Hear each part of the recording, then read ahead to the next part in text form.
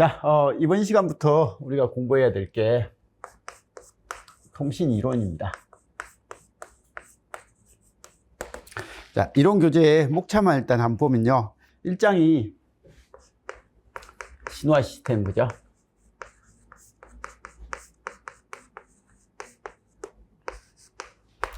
이 장은 이 신호화 시스템의 연장선입니다. 이거 1이라고 하고 2라고 보면 되는데, 어쨌든 이 신호의 종류. 그래서 신호가 뭔지 뭐 이렇게 해가지고 신호의 종류에 대한 특성, 내용을 하고 있습니다.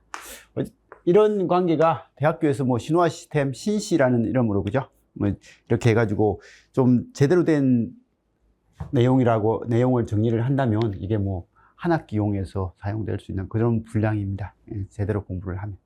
근데 어쨌든 뭐 이런 내용이 지금 현재 통신 이론의 첫 번째 파트고요.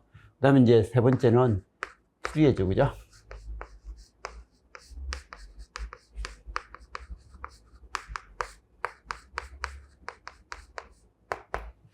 그래서 필요의 변환이나 필요의 급수, 뭐 이런 형태를 이용하는 거, 뭐 이런 형태까지도 좀 봐주셔야 되고요.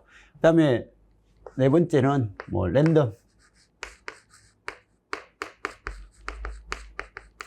그래서 랜덤 변수 해가지고 랜덤 과정, 뭐 이런 형태로 해서 랜덤 프로세서에 대한 내용,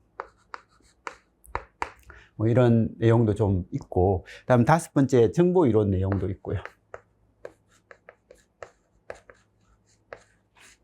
근데 이 정보 이론은 통신 쪽에서 거기 우리가 그 8장, 통신공학의 8장과 그 유사한 내용으로서 이렇게 정의가 되어 있습니다. 그래서 이런 형태. 그래서 지금 이제 요 내용 자체가요, 뭐 대학 전공을 한다면 한 학기용, 이것도 한 학기용, 얘도 한 학기용, 얘도 한 학기용, 뭐 이런 식으로서 그냥 배우는 내용들이에요. 내용들인데 이제 이걸 그냥 하나로 합쳐서 그냥 필요한 것들 정도는 좀 하는데, 사실 7급 시험 문제에서는 여기 시험 문제가 좀 많이 나옵니다. 많이 나오는데 우리는 지금은 9급 형태로 이제 시험을 공부를 하다 보니까 여기서 하는 내용들이 그렇게 깊게 해가지고 하는 내용은 아니고 간략하게 나올 거예요. 근데 지금 이제 신호화 시스템에 관련된 내용을 문제를 보면요, 이 문제가 몇 문제 안 나와요. 우리 기출에서는 그 몇 문제 안 나오는데 이 범위에 대해서 몇 문제가 안 나올 뿐이지, 사실 여기 내용은요, 여기까지 내용은 우리가 그냥 공통으로 배우는 무선통신 공통이론에서 배웠던 그 내용을 여기서 이 내용을 알고 있으면 그 내용을 조금 더 심화할 수 있는 내용들이에요. 그래서 심화 내용들이라서 이 신호화 시스템 문제 자체는 적어도 이 내용, 특히 여기 3장까지는 내용은요, 그냥 우리가 공통 공부를 하는 데 있어서 필수 내용이니까 신호화 시스템이 어렵다, 그리고 힘들다라고 하는 사람들은 여기까지는 그래도 제대로 들어보시고, 이 뒤에 건 뭐 실제 기출에도 좀 뭐 덜 나오고, 이제 7급에서는 많이 나오는데 9급에서는 좀 덜 나오니까 안 해도 됩니다. 물론 7급에서도 여기도 많이 나와요. 근데 이제 이 내용은 7급, 9급을 떠나서 이걸 알고 있으면 무선통신 공통이론을 문제풀이를 하든지 할 때 조금 더 여유있게 그냥, 그래서 그렇구나 라고 이해를 할 수 있는 부분이 많이 생깁니다. 그래서 일반적인 대학교에서는 이 수업을요, 대부분 대학교 2학년 때 합니다. 그래서 대학교 2학년 때 거기 전공의 심화를 들어가기 전에, 3학년 전공제로 들어가기 전에 그냥 기본 상식으로 대부분 배워요. 그래서 이걸 배우고 그다음에 이제 전공을 접하면 전공이 이해되는 것들이 많거든요. 근데 뭐 대학교에서 공부를 하다 보면, 특히 이 파트를 공부를 하다 보면, 아니 이게 좀 어렵다 보니까 통신을 이걸 먼저 하다 보니까 포기를 하는 사람들이 더 많아지는 그런 현상이 사실 신호화 시스템을 배우고 필요의 변환을 배우고 하는 과정에서 나타나다 보니까, 이게 제가 수업을 할 때는 이걸 제일 마지막에 합니다.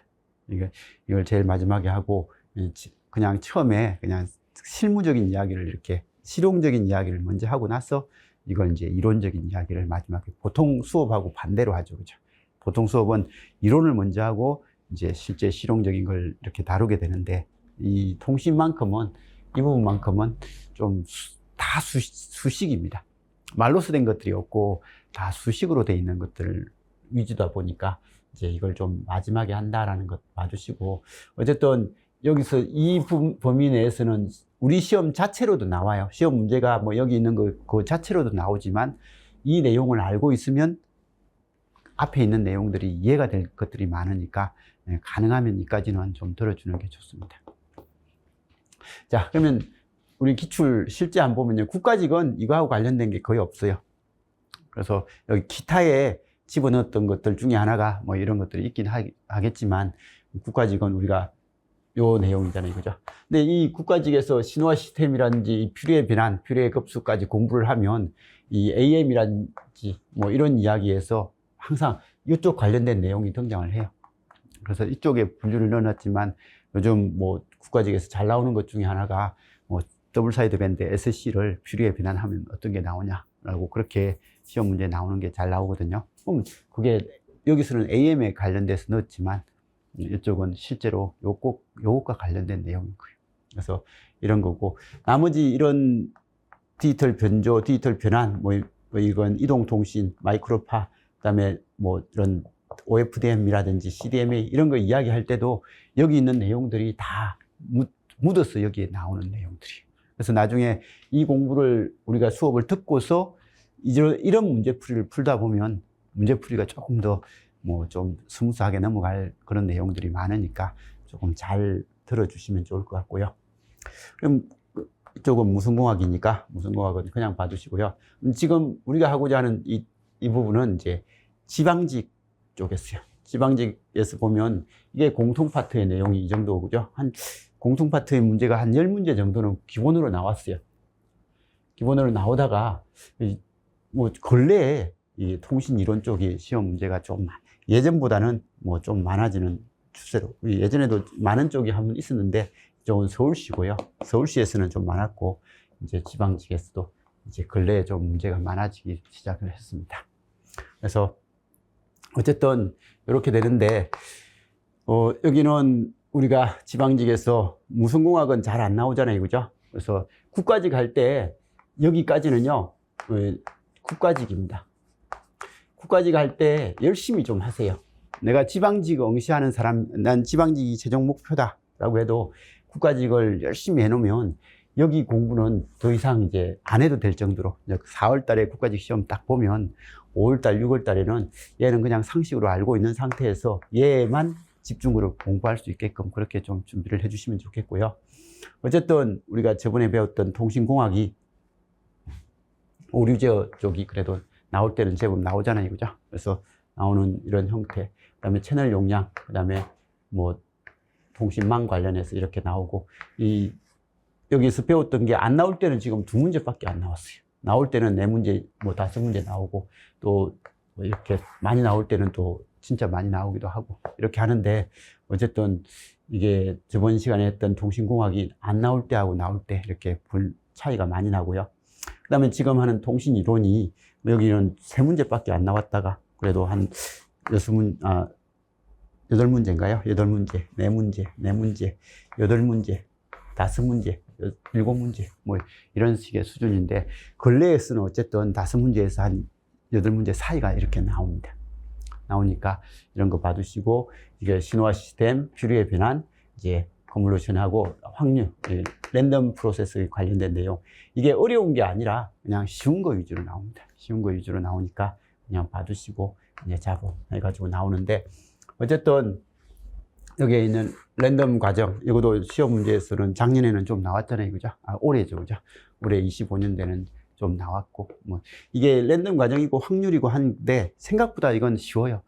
공부를 한번 쭉 들어놓고 단원별 문제풀이를 한번 끝까지 들어놓으면 이 기출 문제는 생각보다 쉬워요. 생각보다 쉽게 이렇게 정의되는 과정이니까 이 과정에 대해서 좀 봐주시기 바라고요. 이건 이제 국회직요. 국회직은 이게 서울시하고 문제가 비슷한 형태로 나오는데, 나올 때는 좀 나오다가요. 그러니까 국회직은 아직까지 출제를요, 이게 학생이 들어가서 출제를 하는 게 국회직이거든요. 서울시는 그래도 사람을 많이 뽑다 보니까 이게 교수님도 들어가고 학생도 들어가서 이렇게 요즘은 이제 좀 하는데, 이게 국회직은 학생이 들어가서 하다 보니까 나올 때는 나오는데 안 나올 때는 나요. 열심히 공부했는데 이렇게 나와요. 근데 이게 안 나와도 국회직은요, 여기서 배우는 이 내용이 이런 데 섞여 있어요. 이런 데 섞여 나옵니다. 그래서 이게 이 내용이 그냥 직접적으로 안 나와도 여기에 이런 문제를 푸는 데 있어 이 내용이 섞여 나오니까 이걸 그냥 무시하면 안 됩니다. 그러니까 통신 이론은 우리가 과목이 통신 이론인데 지금 통신 이론이라고 학교에서 배우는 것은 이런 관점을 기본으로 많이 배우다 보니까 이 내용이 이제 다른 실무적인 관점으로 이렇게 묻혀서 나오는 그런 형태의 내용이니까 이거 힘들더라도 좀 받으시고요. 그리고 진짜 공부 잘하는 친구가 시험 출제를 하러 들어가면, 이쪽 파트를 열심히 공부한 친구가 시험 문제를 출제하러 들어가면 이쪽은 좀 많이 나옵니다. 많이 나오니까 받으시고. 그리고 뭐 지금 이거요. 지금 통신이론 지방직이 예전에는 지자체에서 자체 출제하다가 22년부터 이제 공동 출제를 바뀌었잖아요. 그죠? 바뀌었을 때 지금 나오는 형태를 보면 어느 정도 수준에서는 이제 통신 이론 내용들이 좀 나옵니다. 그리고 여기 문제고, 그리고 여기 내용도 이 내용이 섞여 있는 것들이 여기 분명히 있고 하다 보니까 생각보다 이게 분량이 많아지고 있으니까 공부를 하실 때 이쪽 공부는 조금 그래도 열심히 해주시는 게 좋을 것 같습니다. 그래서 이런 거고. 근데 이제 국회직은 그런데 열심히 해 주셔야 되고요. 국회직은 분명히 출제하러 들어간 친구가 자기가 아는 파트가 이런 게 많고 이쪽을 공부를 안 하고 합격을 한 친구가 있으면 이쪽은 시험 문제를 많이 낼 수가 없어요. 항상 말씀드렸는데 시험 출제는요, 이런 국회직 같은 경우에는 전년도 합격생이나 전전년도 합격생이 들어가요. 그럼 들어가면 교수님이 만들어준 문제들이 한 100문제 정도가 거기 문제를 받아요. 그 100문제 중에서 자기가 아는 문제, 그러니까 설명할 수 있는 문제만 뽑아서 설명을 하면서 이렇게 문제를 고를 수 있거든요. 근데 자기가 모르는 문제는 설명을 못하니까 고를 수가 없어요. 그래서 이게 문제가, 자기가 어려운 파트의 문제는 안 내는 거예요. 안 내고 자기가 아는 파트의 내용 위주로 내는 겁니다. 그래서 내다 보니까 이렇게 문제가 한 곳에 몰리기도 하고 뭐 이렇게 하고, 자기가 전년도에 공부하면서 공부를 안 했던, 합격하기 때 공부를 좀 등한시했던 부분들은 시험에 안 나오는 거죠. 그래서 안 나오는 이런 쪽으로 되거든요. 근데 이제 지방직은 이렇게 안 돼요. 이렇게 안 되고 교수님하고 같이 들어가서 의논하면서 이렇게 하다 보니까 문제 풀어보고 답이 이상하면 교수님하고 커뮤니케이션 하면서 이렇게 문제를 만드니까, 그리고 범위도 딱딱 정해서 나오니까 이런 식으로는 안 나올 거고요. 그리고 진짜 이게 합격생이 누구냐에 따라서 이해는 너무 달라지니까 그냥 알아서 봐주시고. 근데 아무래도 출제는 이제 이런 쪽으로 갈 것 같아요. 앞으로 계속 이제 이게 공개된 문제가 기준이 돼버릴 수 있거든요. 될 수 있으니까 이렇게 좀 열심히 해야 될 파트가 이 파트인 것 같고요. 그리고 국무원은 자체고, 그리고 국무원은 과목이 통신 이론이 아니에요. 통신 이론이 아니라 통신공학입니다. 공학이라서 이런 파트가 많이 나올 수밖에 없어요. 그래서 이런 파트가 많이 나오고, 얘는 통신 이론적인 관점이잖아요. 그죠? 그래서 국무원 준비하는 사람들은 진짜 딱 요까지만 좀 봐주시기 바랍니다. 그래서 요까지만 열심히 하고, 뒤에 건요, 나오면 뭐 그냥 대충 한번 듣고, 뭐 이거였지 하고 그냥 넘겨주시면 될 것 같아요. 그래서 요거까지 열심히 해주시고, 이걸 열심히 해야 요게 보여요. 이런 것들이 보입니다, 진짜. 이게 열심히 돼 있으면 이런 내용들이 눈에 보이거든요. 그래서 눈에 보이니까 이해하기가 훨씬 더 수월하고 좀 좋은 부분이 있을 겁니다. 그래서 특히 이 부분은요, 이 신호라는 게 교류에 대한 기본적인 것부터 해가지고 모든 것들이 포함되어 있거든요. 우리 CDMA 공부하면서 렉탱귤러 싱커 신호 뭐 이런 것들을 다뤘잖아요. 그죠? 그거 여기서 다 다루는 것들이거든요. 그래서 이런 것들이니까 이게 통신을 공부하는 데 있어서 신호에 대한 개념을 모르면 통신은 이해하기가 힘듭니다. 이해하기가 힘드니까. 그래서 퓨리의 변화는 수식적으로 모든 게 이루어지지만 그래도 신호까지는 그래도 이게 어떤 형태다라는 건 알고는 있어야 돼요. 그래서 이건 그래서 요거까지는 군무원 하시는 분들도 열심히 좀 들어줬으면 좋겠습니다. 그래서 이런 부분들은 뭐 좀 힘드니까 뭐 넘겨주시더라도요. 그래서 이런 거고, 이것도 군무원도 이제 그 과목이 통신공학이니까 이제 이렇게 되는 거고요. 군무원은 저번에도 이야기했듯이 무선 통신 공통 이론 파트가 좀 많이 나오죠, 그죠? 반 이상인 이쪽에서 나오거든. 그래서 이쪽에서 나오니까 이건 열심히 해주셔야 될 부분이고요. 그리고 이제 고졸은 뭐 여기는 과목이 통신 이론이 아니라 유선공학이니까 여기에 있는 통신공학 파트의 내용이 주가 나오는 거예요. 주가 나오는 이런 형태로 나오고 그냥 이쪽이 그냥 주로 나온다라는 것 정도만 봐주시면 되고요. 그래서 아무튼 지금부터 우리가 공부해야 될 게 어쨌든 이 통신 이론 파트에서 이거. 그래서 이 장은 좀 못하는 한이 있더라도 이쪽 파트는 좀 열심히 해서 이게 이해를 잘 할 수 있게끔. 그러니까 진짜요, 여기하고 여기는 이해를 하려고 노력을 해 주셔야 돼요. 얘는 뭐 이해가 안 되면 암기를 몇 가지 해야 되고, 그리고 그냥 이런 게 있네 라고 딱 한 번만 수업 듣고 어려우면 그냥 버리면서 이해할 수 있는 부분 정도는 이해하고, 그래서 문제 풀면서도 이해할 수 있는 부분까지만 하고 너무 어렵다 싶으면 일단 지우면 되는 거예요. 그것까지만 하면 되는데 얘들은요 힘들어도 좀 해야 되는 거예요. 이건 열심히 해서 좀 해주시고, 그래서 우리 수업도 이거 위주로 할 거예요. 이쪽 것은 뭐 그렇게 많이 하진 않을 것 같고요. 그래서 시간 안 되면 여기는 동영상으로 좀 보세요라고 넘길 수도 있고요. 근데 정보 이론은 한번 해야 될 것 같은 느낌이고요.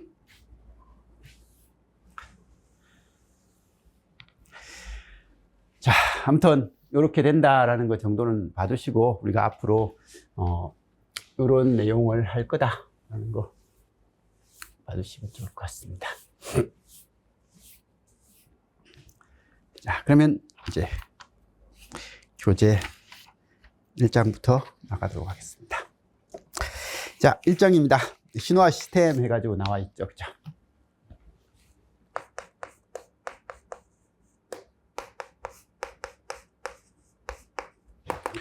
자, 신호화 시스템이라는 단어를 딱 들으면 제일 먼저 떠오르는 단어는 어떤 게 생각나요? 신호화 시스템.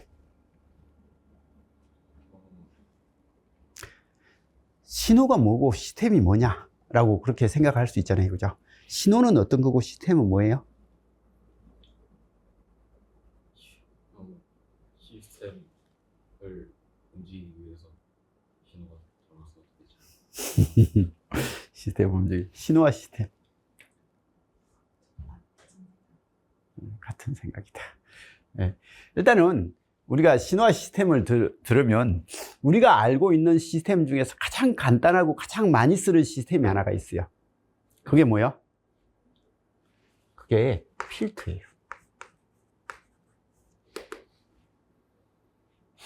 필터.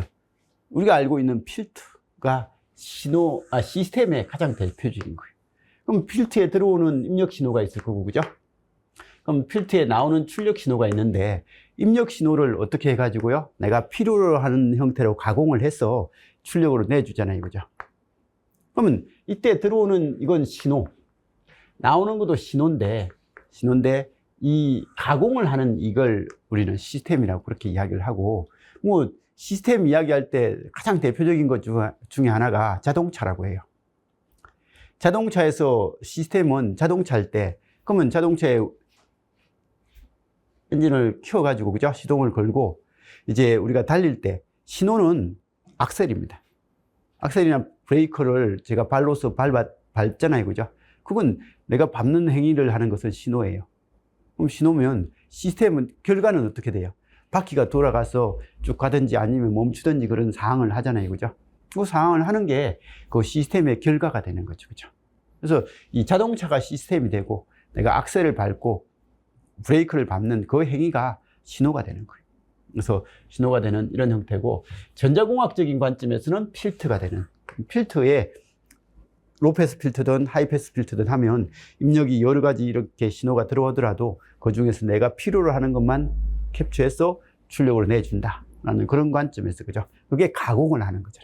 가공을 해서 출력으로 내주는 그런 형태를 우리는 시스템이다라고 하는 거예요. 그래서 시스템이다라고 하는 그 정도는 봐두시고요.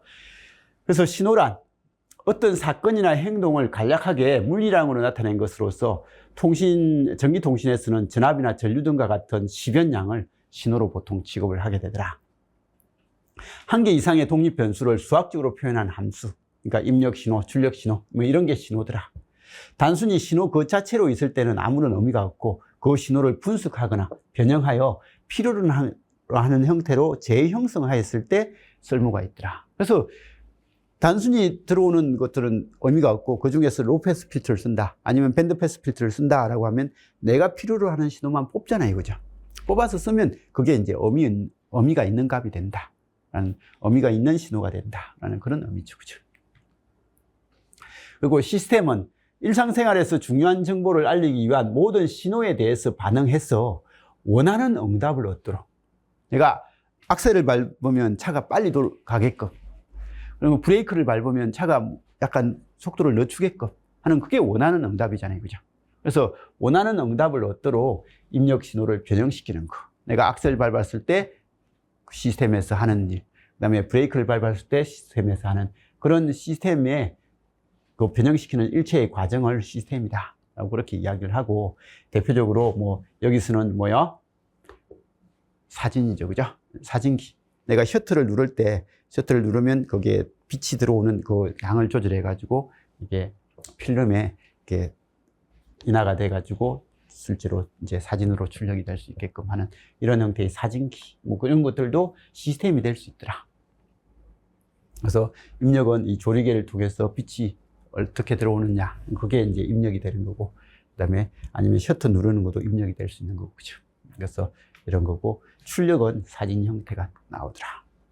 그래서 카메라에 들어오는 물체의 반사 빛은 입력 신호가 되고 사진은 출력 신호가 될 수 있더라. 그리고 자동차, 입력 신호는 페달을 밟는 그런 형태고, 자동차는 시스템이고, 출력은 이제 차가 달리는 거죠, 그죠? 차가 달리는 거다. 그래서 자동차의 가속 페달을 누르는 힘은 입력 신호가 되고, 주행 속도는 출력 신호가 될 수 있더라. 라고 하는 이런 형태. 그래서 신호하고 시스템이라는 단어는 뭐 요렇게 되더라라는 것 정도는 좀 봐주시고요.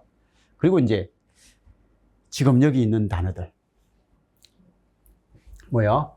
시간 평균.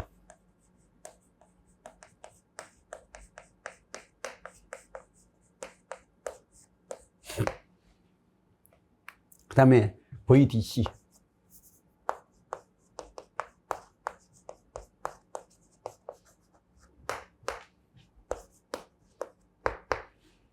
이런 형태. 그 다음에 시료값도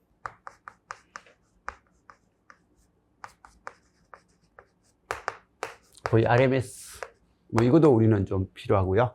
그 다음에 평균 전력,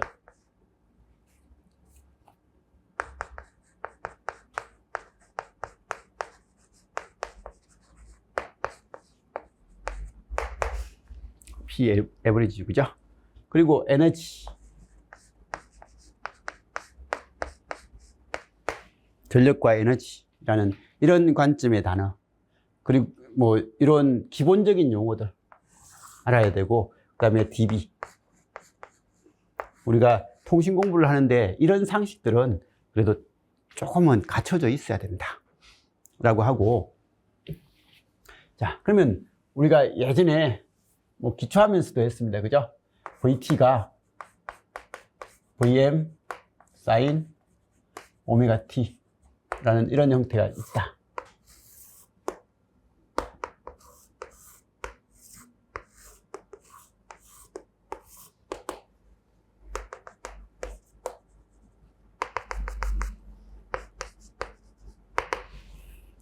이런 형태의 신호가 있다. 이게 이제 한 주기죠, 그죠?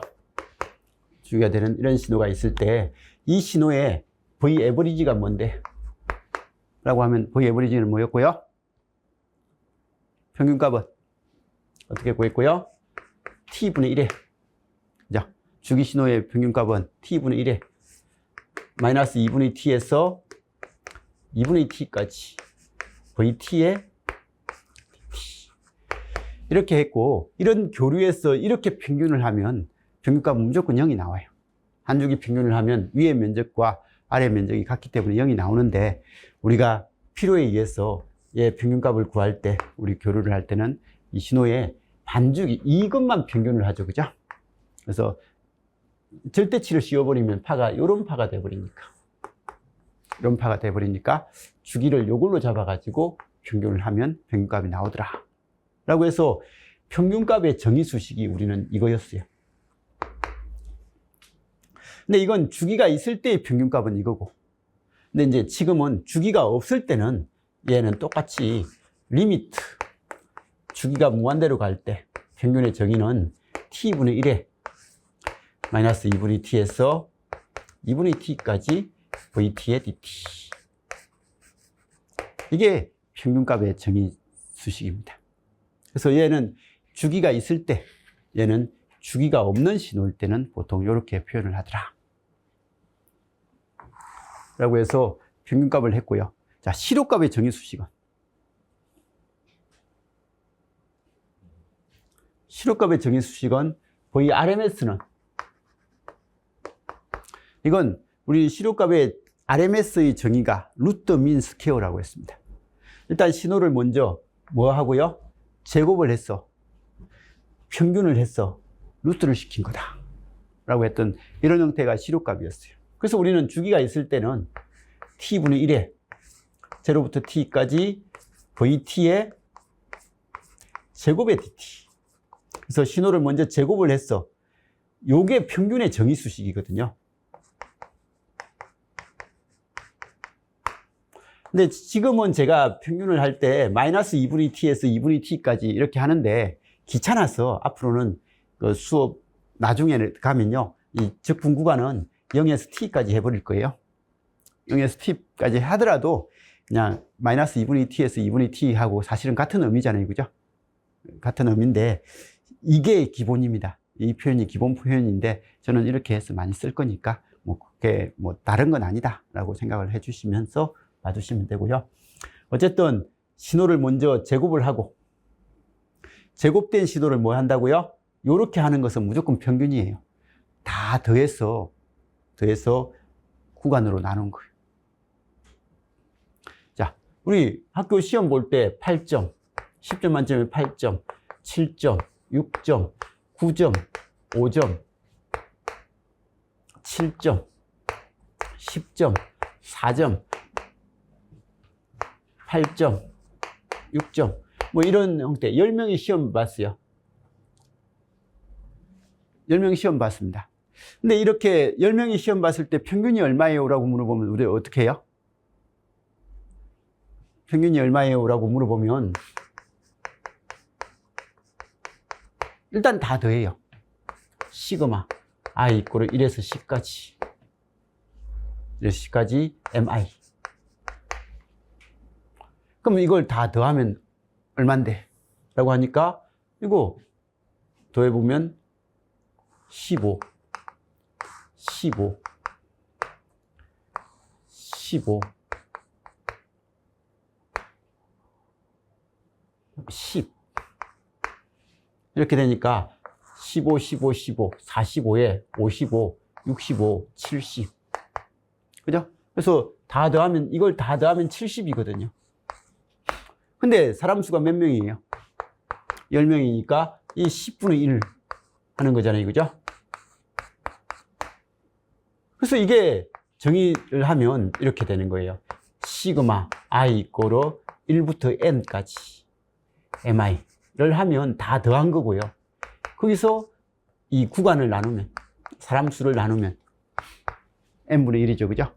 그래서 이게 평균의 정의 수식인 거예요. 어떤 신호일 때요? 이렇게 신호가 나올 때. 이런 신호를 나중에 이야기할 겁니다. 연속적으로 신호가 있는 게 아니라 신호가 8점, 7점, 6점, 9점, 5점 이런 식으로 신호가 어떻게 돼 있다고요? 딱딱 이렇게 정수로 돼 있는 이런 신호를 이산신호라고 할 거예요. 이런 이산신호는 평균을 이렇게 잡아요. 그래서 학교에서 평균 내보는 거 충분히 자기가 시험 보고 뭐 중간고사 보고 평균 자기 나름대로 내봤을 거잖아요. 그죠? 그래서 그 내는 과정에서는 다 이렇게 한 거예요. 과목별로, 과목의 숫자가 이제 이거고, 그 과목별로 점수 다 더해가지고 과목수로 나누면 그게 평균이었어요. 그래서 이런 형태로 평균이거든요. 근데 이건 이산 신호의 평균이고, 연속 신호는요, 이게 지금은 이제 t분의 1인 거예요. 나가 더하는 구간. 이건 더하는 구간인 거예요. 그리고 시그마는 이산 신호일 때 쓰는 거고, 인테그랄은 연속 신호일 때 더하는 거예요. 그럼 더하는 거니까 이게 1부터 t, 뭐 0부터 t까지 라고 하는 거고, 아니면 2분의 t에서 t까지. 마이너스 2분의 t에서 2분의 t까지. 그래서 이 구간의 크기하고 이게 같은 값인 거예요. 그래서 여기서 더하는 구간의 크기하고 이게 나누는 게 같은 값인 거예요. 그래서 같은 값이 돼줘야 되고, 그럼 여기서 뭐 vt에 dt 하면 이게 평균이 되는 거예요. 그래서 이 평균의 정의는 무조건 알아야 되는 거예요. 이런 것들을 모르고 우리가 뭔가를 할 수 있는 일은 없어요. 그래서 이런 평균의 정의는 잘 알아두시고, 근데 이제 평균이 이게 주기가 있는 신호는 이렇게 주기가 있는 형태로 하면 되는데, 주기가 없는 신호 같은 경우에는 리미트 t가 무한대로 갈 때 라는 이런 형태를 쓰면서 t분의 1에 이게 마이너스 2분의 t에서 2분의 t 하니까 t가 무한대로 가니까 마이너스 무한대에서 무한대까지 뭐 이렇게 하는 그 구간을 전체를 다 대가지고 구간을 나눠주는 거죠. 그죠? 그래서 이게 평균이다. 희록값은 루트 민 스퀘어 잘 생각하면서 이 t분의 1에 이런 관계 해가지고 제곱을 하고 평균을 하고, 그 평균한 걸 뭐 시키면요, 루트까지 시키면 이게 희록값의 정의다 라는 거 정도는 좀 봐주시기 바라고요. 자, 그리고 우리가 역시 이론하면서 공부를 했습니다. 순식값 vt가 있고요,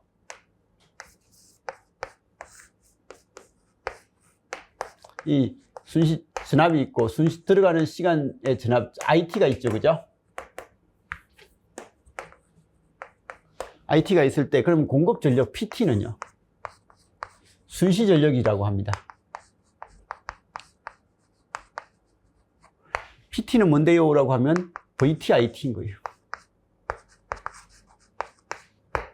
그죠? 그죠? 그럼 이때 이게 만일에 r이라고 한다면 it는 뭐가 되는 거예요? r분의 vt가 되고요, vt는 rit가 되는 거예요. 이건 당연하죠. 그죠? 그러면 이 pt는요, pt는 이걸 여기에 집어넣으면 r분의 vt의 제곱이 되는 거예요. 근데 이 크기의 제곱으로 이 제곱을 할 때, 여기는 순시 전력을 구하는 것은, 전력은 크기만 구하는 거거든요. 스칼라적인 크기를 구할 거니까 제곱을 할 때 그냥 제곱이 아니라 크기의 제곱을 보통 합니다. 그리고 it로 할 때는요, 이걸 여기 집어넣으면 역시 it의 크기의 제곱에 r 하면 그게 pt인 거예요. 자, 그러면 이렇게 됐으면, 자, 순시 전력이 이거면요, 자, 평균 전력은 어떻게 되겠어요?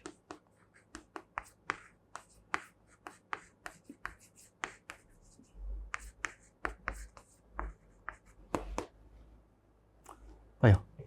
이게 순시 전압이 이렇게 있을 때 평균 전압은 어떻게 구한다고요? 이 전압의 평균값이니까 평균 전압은 t분의 1에 마이너스 무한대에서 마이너스 2분의 t에서 2분의 t까지 vt에 dt 했잖아요. 그죠? 이게 지금은 이제 전압의 평균이었어요. 그러면 이게 순시 전력은 이거거든요. 이 순시 전력의 평균값이 평균 전력인 거예요. 그러면 순시 전력이 이거였으니까 얘의 평균값은 라고 한 거니까 당연히 뭐가 되겠어요? t분의 1에 마이너스 2분의 t부터 2분의 t까지 이 순시 전력의 dt. 이렇게 하면 이게 뭐가 된다고요? 평균 전력이 되는 거예요. 그래서 평균 전력이 이게 되고, 그러면 그때 PT가 뭔데? 라고 하면 PT는 요렇게도 표현할 수 있고 요렇게도 표현할 수 있는 게 PT잖아요. 그죠? 그러면 이렇게 집어넣으니까 이걸 여기에 집어넣으면요. P 에버리지는 뭔데? 라고 하니까 T분의 1에 0부터 T까지 R분의 VT의 제곱의 DT 라고도 쓸 수 있고요. 이걸 집어넣으면요. T분의 1에 0부터 T까지, 이건 마이너스 2분의 T에서 2분의 T인데 그냥 0부터 T까지 했습니다. IT의 제곱에 R의 DT. 이렇게 적을 수 있는 거예요. 근데 통신에서 전력을 구하라 라고 하면요. 통신에서 어떤 신호가 주어지고 그 신호의 전력이 얼마냐 라고 줄 때 R이 얼마다 라고 주어져 있으면 R을 가지고 이렇게 구하면 되는 거예요. 근데 통신에서는 R이 얼마다라는 말을 잘 안 하고 전력이 얼마냐 라고 그렇게 많이 물어요. 그렇게 물을 때는 무조건 R은 1로서 만들어주는 거예요. 1이라고 가정을 하는 거예요. 1이라고 가정을 하면 나중에 환산하면 되거든요.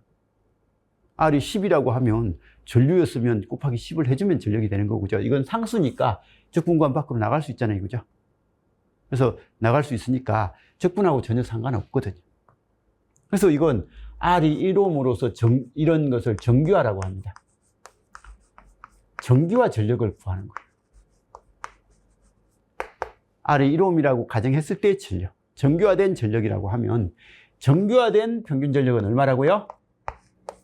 T분의 1에 마이너스 2분의 T에서 2분의 T까지 VT의 제곱의 DT라고도 할 수 있고요. T분의 1에 마이너스 2분의 T에서 2분의 T까지 IT의 제곱의 DT라고도 할 수 있잖아요. 그죠? 그래서 그 신호가 전압이든 전류든 상관없이 걔를 뭐 하면요? 제곱을 해가지고 제곱을 해서 평균을 하면 그게 평균 전력이 나오는 거예요. 그래서 이게 평균 전력이다 라고 평균 전력을 정의하는 거예요. 그래서 일반적인 그러면 평균 전력 구하는 공식은 주어진 신호가 VT, IT 안 주고 FT, GT 이렇게 주어지잖아요. 그죠? 일반적인 함수로 신호가 딱 주어지면 그러면 그 함수의 평균값이 얼만데? 라고 하면 평균 전력이 얼만데? 라고 하면 평균 전력은요. 마이너스 2분의 T에서 2분의 T까지 FT에 그 함수를 뭐 해가지고요? 제곱을 해서 평균을 하면 그게 평균 전력이 되더라 라고 하고, 이 평균 전력은 무슨 전력이라고 한다고요? R을 1로 뭐 한 전력? 정규화시킨 전력. 근데 이걸 잘 보고 있으면요, 여기에다가 루트 시키면 이게 무슨 값이에요? 이거 루트 시키면 요거하고 똑같죠? 그죠? 여기에 이 값에다가 루트를 시키면 저게 시료값하고 똑같은 수식이 돼버려요. 그래서 시료값하고 똑같은 형태가 돼버리니까 평균 전력은 가끔씩 뭘 넣어서 표현할 수 있다고요? 시료값의 제곱으로. 그죠? 시료값의 제곱으로서 이렇게 평균 전력을 이야기하는 경우가 생기는 거예요. 이런 게 이제 통신에서 사용하는 전력 표현인 거예요. 그래서 전력 표현이고, 그러면 시료값은 뭐, 우리말로 뭐요? 시료값은 제곱을 평균한 걸 루트 시킨 게 시료값인 거예요. 근데 평균값은 그러면, 평균 전력은 시료값을 제곱이니까 그냥 제곱의 평균. 신호를 제곱한 걸 평균하면 그게 평균 전력이 나오는 거예요. 그래서 어떤 함수를 제곱을 해서 평균을 하면 그게 평균 전력이다 라고 그렇게 이야기를 하게 되는 거예요. 그래서 함수에서 이런 용어를 쓰게 되거든요. 이런 용어를 쓰게 되니까 그 용어를 쓸 때, 평균 전력을 할 때는 내가 시료값을 구해서 전력을 구하더라. 우리 공부하면서 맨날 했던 게 전력 구하라고 하면 R분의 V제곱이라고 하는데 그때 그 V는 무슨 값을 쓴다? 시료값을 쓴다. 우리 맨날 그렇게 했잖아요. 그죠? 그래서 그렇게 했는데 그게 시료값을 쓸 수밖에 없는 이유가 이건 거예요. 이 평균전력의 정의수식이 이거거든요. 그죠? 여기 전압이니까 여기 R분의 1은 나중에 있잖아요. 그죠? 그럼 이건 RMS의 제곱이고 R분의 RMS의 제곱 이렇게 하는 거고 여기는 I를 하면 R이 여기 있거든요.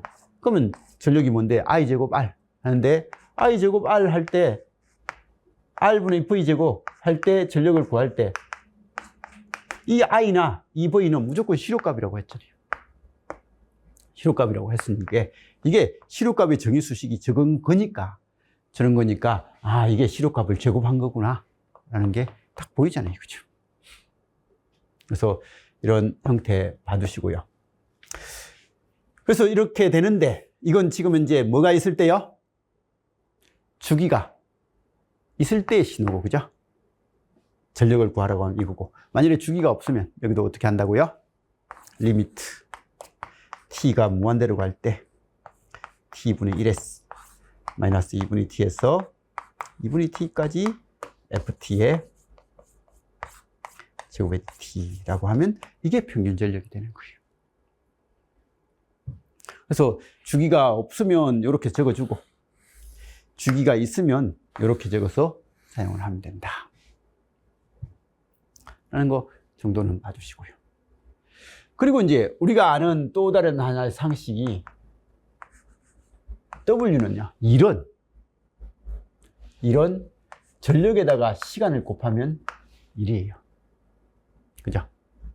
그래서 1이 되니까 그러면 1 대신에 쓰는 단어가 에너지인 거예요.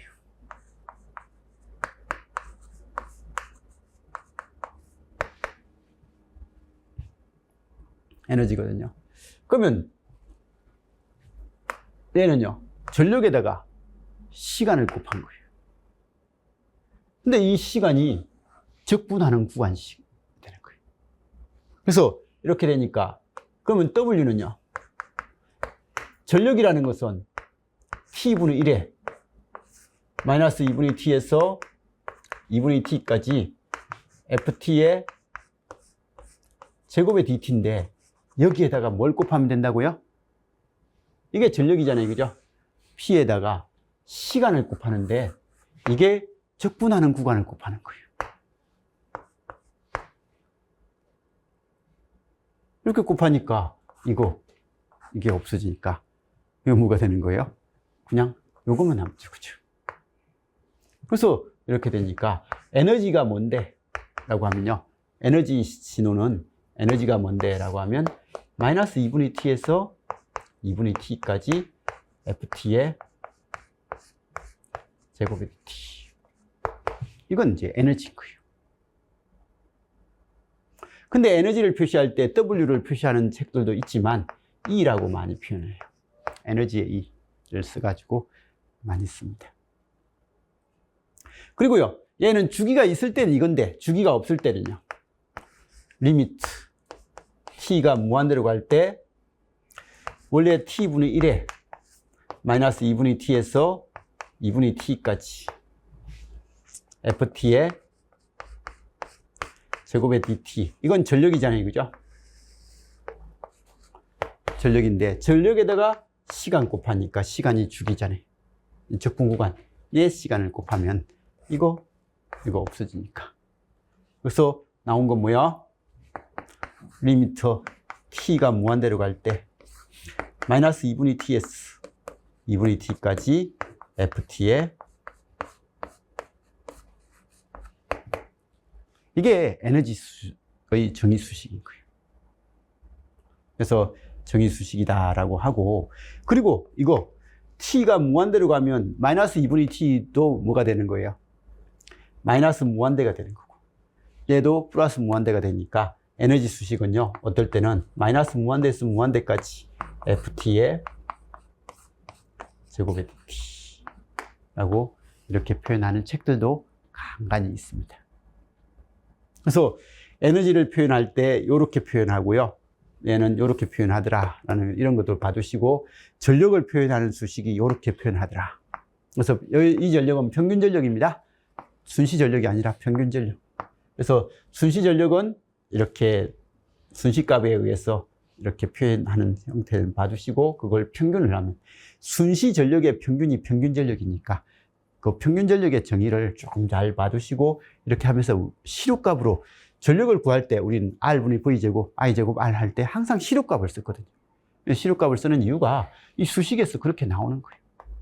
그래서 그렇게 나오니까 이런 형태를 봐두시고, 그리고 이런 순시값의 신호가 있을 때 평균이 뭐고, 이게 지금은 VT지만 FT가 될 수 있잖아요. 그죠? 그러면 F 에버리지가 뭔데? 라고 하면 그 신호를 뭐 해가지고요? 주기적분해서 주기로 나눠주면, 구간적분해서 그 구간으로 나눠주면 그 구간에서의 평균값이 나오는 거예요.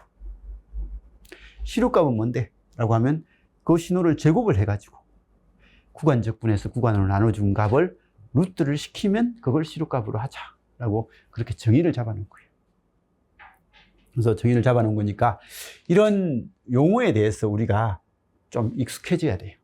그래서 이런 거고, 이렇게 한 이거요. 시간에 대해서 이렇게 한 이런 형태를 우리는 뭐라고 부른다고요? 그냥 평균값이라고도 이야기하지만 시간 평균이라는 단어를 쓰기도 합니다. 그리고 시간 평균을 그냥 V 에버리지 또는 VDC 이렇게 쓰기도 하지만, 그 함수로 있을 때는 XT를 이 꺽쇠 갈로를 탁 취하면요. 꺽쇠 갈로를 취하면 이게 시간 평균 해라라는 그런 의도의 내용이고요. 그래서 내용이니까 이런 용어 정도는 좀 알고 봐두셔야만 이 책을 볼 때 조금 더 편합니다. 그래서 우리는 신호에서 기본적으로 사용한 용어, 어떤 신호의 시간 평균을 하라라고 하면, 어떤 신호에 이런 꺽쇠를 취하면 그거의 정의가 리미터 t가 무한대로 갈 때 t분의 1에 마이너스 2분의 t에서 2분의 t까지 이 꺽쇠 안에 있는 이 함수를 여기에 집어넣어서 사용합니다. 자, 그리고 이제 또 하나 하는데, 전기나 전자를 다룰 때는요, 이 평균값을 구할 때 이 한 주기 평균 하면 얼마라고요? 한 주기 평균은 절대치를 씌워서 평균을 하니까 최대값이 VM이면 파이분의 2 VM 뭐 이렇게 평균값이 나와요. 한 주기에 대해서 제곱의 평균을 해서 루트 시키면 시료값은 루트 2분의 2 VM이라는 그런 형태가 나오고요. 근데 통신에서는 평균값 구하라 라고 하면요, 이 절대치를 잘 안 씌워요. 그래서 통신에서 평균값을 구하라고 했을 때 절대치를 씌우는지 안 씌우는지를 잘 보셔야 돼요. 그래서 절대치를 잘 안 씌우기 때문에 통신에서는요, 이 한 주기 평균하라 라고 하면 평균값은 얼마라고요? 한 주기 평균하면 위의 면적하고 아래 면적이 같아서 평균값은 0인 거예요. 그래서 통신은 생각보다 많이 그 한 주기 평균이라는 걸 많이 사용을 합니다. 전자는 이게 한 주기 평균이 아니라 그냥 이게 절대치를 씌운 평균을 많이 쓰고요.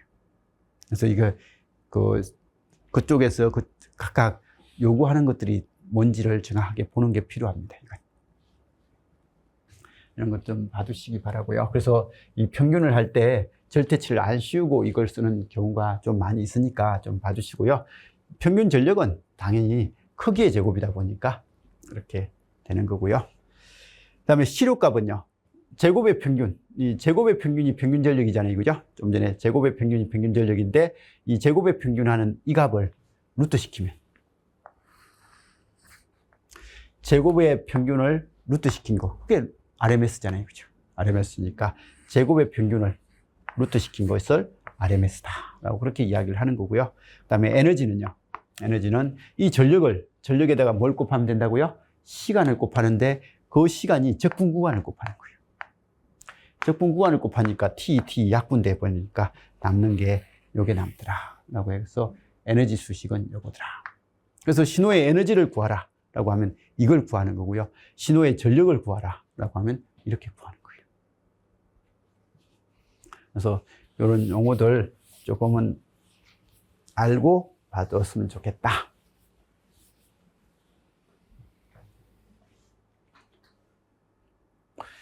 그리고 데시벨 이야기는 우리가 뭐 다 했으니까, 그죠? 데시벨은 결론만 한번 봅시다. 상대 레벨로 나왔던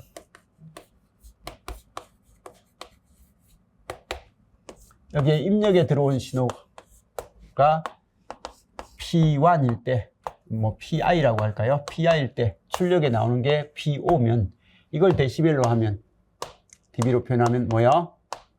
10로그 PI분의 P5 한 게 dB다, 그죠? 입력을 VI라고 하고 출력을 VO라고 하면 이때는 얼마야? 20로그 VI분의 VO 한 게 dB고, 그죠? I가 되더라도 II가 되고 IO가 되면 여기도 20로그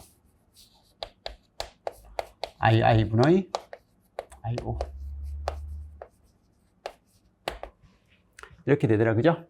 그래서 이렇게 했고요. 그 다음에 이제 이건 절대 상대 레벨이고, 절대 레벨은요,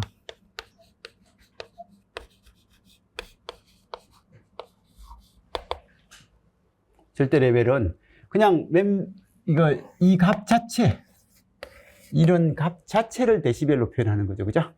값 자체. 이 상대 레벨은 이득이 몇 배냐, 그죠? 입력 전력에 대해서 출력 전력이 몇 배냐, 입력 전압에 대해서 출력 전압이 비율을 이렇게 데시벨로 표현한 거잖아요, 그죠? 데시벨로 표현한 건데 여기서는 이 값 자체가 데시벨로 표현되는 거예요. 그래서 데시벨로 표현하고, 그러다 보니까 얘는 비율이 아니라 이 값 자체다 보니까 항상 기준을 필요로 하더라. 그래서 이 절대 레벨은 기준이 필요하게 되고, 그죠? 기준값을 필요로 하게 되고, 그럼 기준값이 1W가 될 때 절대 레벨로 표현하면요, 얘는 이게 기준값이 W란 말은 전력을 표현하는 거거든요. 전력을 표현하니까 전력을 표현할 때는 10록을 쓰더라. 1W에 대해서 지금 현재의 전력을 쓰고 이게 dBW를 쓰더라. 그 다음에 기준값을 1mW가 되면요, 와트가 될 때도 역시 10로그 1mW에 대해서 지금 현재의 전력을 dBm으로 표시했죠, 그죠? 그리고 기준값이 1V가 될 때 이걸 데시벨로 표현하면 전압일 때는 20로그를 쓰더라.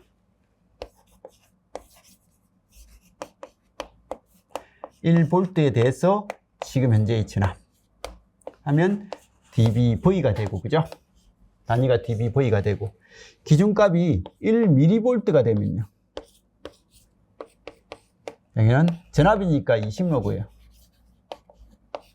1mV에 대해서 지금 현재의 전압을 데시벨로 표현한 것을 dBmV, dBmV 뭐 이런 식으로 표현하더라라고 해서 절대 레벨은 여기에 있는 분모값이요, 분모값을 기준값으로 이렇게 해서 표현하는 것은 절대 레벨. 상대 레벨은 분모가 뭐가 되더라고요? 이게 분모가 되고 분자, 이득, 비율이 되죠, 그죠? 비율이 되게끔 이렇게 여기 값이 비율이 되게끔 하는 것은 상대 레벨이더라 라고 그렇게 이야기하고, 그러면 SMB요. SMB를 데시벨로 나타나면 이건 신호 전력에 대한 잡음 전력의 비율이니까 상대 레벨인 거예요, 이건. 신호보다 잡음이 얼마나 큰지를 나타내는 게 SMB거든요. 그럼 이건 상대 레벨 값이고요. 그럼 그렇게 했을 때 여기가 전압이면요, 신호 전압에 대해서 잡음 전압에 대해서 신호 전압 하면 20로그 쓰면 되는 거고, 신호 전력에 대해서 잡음 전력 하면 10로그 써서 표현하면 되는 거예요. 그래서 표현하면 되는 거니까 이게 전력에 대한 표현인지 전압에 대한 표현인지 잘 보고 10로그 써야 될지 20로그 써야 될지만 보면 되는 거예요. 그래서 이렇게 하면 된다. 근데 기본적으로 SMB는 특별한 말이 없으면, 단위가 없으면요, 걔는 다 전력입니다. 전력이고요. 단위가 있으면 단위에 맞춰서 쓰면 좀 주면 되고, 그죠? 그래서 회로의 데시벨, 인풋 파워에 대한 아웃풋 파워의 비율로서 나타내는 것이 데시벨이고, 인풋 파워에 대한 아웃풋 파워의 비율로서 할 때 전력이니까 10록을 써서 나타내는데 반해서 전압으로 표현할 때는 20록을 쓰더라라는 거. 이제 기준이 1mW에 대한, 이건 절대 레벨이죠. 그래서 1mW에 대한 실제 전력을 계산해서 표현을 할 때 이렇게 쓰기도 하더라. 근데 이건, 이 표현은 뭐 안 보셔도 됩니다. 자, 그래서 이게 가장 기본적인 개념을 했습니다. 그래서 이런 걸 했고, 어쨌든 지금부터 우리가 다루는 형태의 신호들에 대해서 이제 신호를 다룰 때 다루는 용어들이 이런 용어들이 있으니까 이 용어들에 대해서 우리가 좀 알고는 있어야 됩니다. 그래서 이 수식적으로 어떻게 표현하는지 뭐 이런 것들은 좀 알고 나서요, 이제 실제로 신호를 볼 겁니다. 자, 그러면 신호의 분류만 보고 좀 쉽시다. 자, 신호의 분류 해가지고요, 진폭의 기울기에 따라서 신호를 분류합니다. 그래서 우리가 이런 거예요. 지금 이제 요거네요. 요거요. 이게 이렇게 되는 이런 신호는 뭐야? 연속 신호. 그죠? 연속 신호면서 아날로그 신호. 그 다음에 이런 신호가 아니라 이런 신호라면요, 0, 이런 값, 이런 값, 이런 값, 이런 값, 이런 값, 이런 값, 이런 값, 이런 값, 이 값, 이 값, 이 값, 이 값. 이렇게 시간적으로 띄엄띄엄 나오는, 연속적인 시간이 아니라 값이 이렇게 띄엄띄엄 나오는 이런 신호는 이산신호, 불연속 신호라고 하고 이산신호라고 하는데, 그 이산신호라는 단어를 뭐라고 부른다고요? 이 디스크리트라고 합니다. 그래서 디스크리트한, 시간 영역에서 모든 시간에 대해서 신호가 다 나오는 게 아니라 띄엄띄엄해서 특정 시간 신호만 이렇게 값이 나오는 거, 이런 신호를 이산신호. 그래서 아까 전에 우리 시험 점수요, 시험 점수는 그냥 이 사람은 몇 점, 이 사람은 몇 점이니까 이건 띄엄띄엄 나오는 것들이에요. 그런 신호들은 이산신호인 거예요. 근데 뭐 오늘 온도 하면 온도는 띄엄띄엄 나오는 게 아니라 모든 시간에 대해서 온도값이 계속 이렇게 변동을 하면서 나오잖아요. 그죠? 그런 것들을 측정하면 그건 연속신호. 뭐 이런 형태가 되더라라는 거고요. 그리고 이제 이산신호 중에서 지금은 이 이산은 아날로그 이산인 거예요. 근데 이산신호 중에서 레벨 값이 0과 1 두 가지만 있는 이산신호. 그런 신호는 뭐가 되고요? 이제 디지털 신호가 되는 거예요. 그래서 디지털 신호는 이산신호 중에서도 특이한 형태의 신호가 디지털 신호고, 아날로그 신호, 이산신호는 어쨌든 이런 신호. 이걸 이산신호다. 그리고 이제 통계적 관점에서 신호는요, 확정적 신호하고 불확정적 신호 또는 결정적 신호하고 비결정적 신호라고 하고요. 디터미네이터한 신호하고 랜덤 신호라고 그렇게 이야기를 합니다. 그래서 이 확정적 신호, 확정적 신호는 어떤 신호요? 확정적 신호는 요거요, 대표적으로. 이 사인파. 사인파는요, 이게 왜 확정적인데? 라고 하면 나중에 다시 할 겁니다. 다시 할 건데, 이렇게 수식으로 적을 수 있잖아요. 그럼 수식으로 적어 놓으면 시간이 100초 후에, 시간이 100초가 지나면 그 시간이 안 돼봐도 그 값이 얼마인지 알 수 있잖아요. 그죠? 미리 알 수 있어요. 이 수식으로 적는단 말은요, 이건 시간이 지나면 그 값이 나중에 얼마일 거다라고 예측 가능한 거예요. 예측 가능한 것은 확정적 신호예요. Y는 FT가 5T다 라고 이렇게 수식을 적었잖아요. 그죠? 이렇게 되는 함수가 있다 라고 하면 T가 5가 되면 값은 얼마예요? 25가 될 거고, T가 10이 되면 50이 될 거잖아요. 그죠? 그 시간이 꼭 안 돼봐도 그 시간 되면 얼마겠지 라고 내가 예측이 가능한 신호예요. 그래서 이런 신호들은 확정적 신호예요. 근데 불확정적 신호, 불확정적 신호의 대표적인 것은 잡음. 이 잡음은 어떻게 뜰지 모르는 게 잡음인 거예요. 5초 후에 지금 빵 소리가 날 건지 안 날 건지를 모르잖아요. 그죠? 근데 여기는 도로변이라서 빵 소리가 자주 일어나니까, 아, 일어날 가능성은 좀 높다. 뭐 이런 이야기는 할 수 있어요. 근데 딱 5초 후에 난다, 안 난다, 그건 모르는 거예요. 돼봐야 아는 거예요. 그 시간이 돼봐야 아는 거지, 그냥 그 값이 뭐다라는 거, 그 시간에 뭐가 될 거다라는 것은 불가능한, 정확하게는 모르는 거죠. 그래서 그런 것들은 랜덤 시그널이 거예요. 그래서 랜덤 시그널과 이 확정적 신호요. 확정적 신호가 뭔지 이런 것들 좀 구별해 주시고요. 그리고 신호의 종류 중에서 에너지 신호하고 전력 신호가 있어요. 이 에너지 신호하고 전력 신호는요, 저기서 에너지의 수식이 있죠. 그죠? 에너지는 뭐야?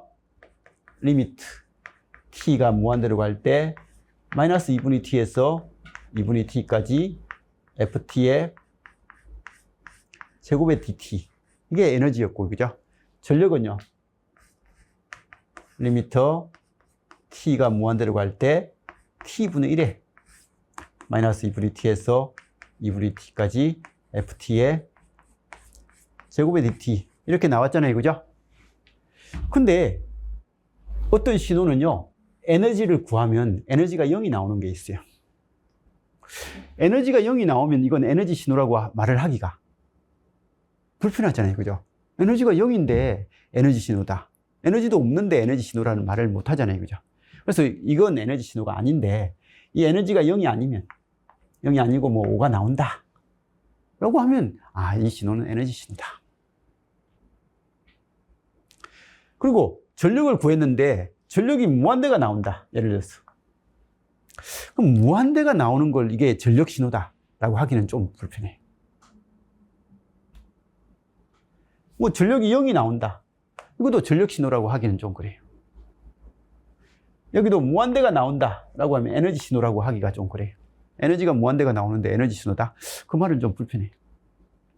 에너지가 유하는 값이 나오면 그건 에너지 신호다 라고 하는 거고, 그럼 전력을 구했는데, 이렇게 해서 전력을 구했더니 전력이 5가 나온다 라고 해서 유한값이 나오잖아요. 그죠?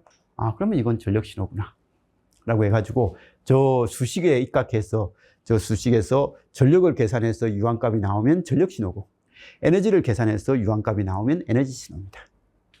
그러면 에너지도 유한값, 전력도 유한값이 나오는 게 있나요? 라고 하면 그런 신호 없어요. 둘 중에 하나는 유한값이 나오는 건 있습니다. 그리고 둘 다 뭐 무한이 나오든지 둘 다 0이 나오든지 하면 이건 전력 신호도 아니고 에너지 신호도 아닌 그런 형태의 신호들이 존재한다 라고 이야기를 합니다. 그래서 이런 거고, 지금부터 우리는 이 신호의 종류에 대해서 쭉 공부를 할 겁니다. 그러면 조금 쉬었다가 이제 신호의 종류에 대해서 공부를 하도록 합시다.